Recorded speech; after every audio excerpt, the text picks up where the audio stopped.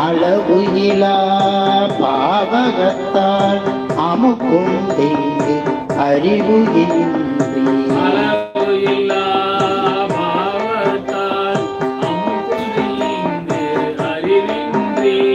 விளை ஒன்றும் மரியாதே பெருதியனாய் கிடப்பேனுக்கு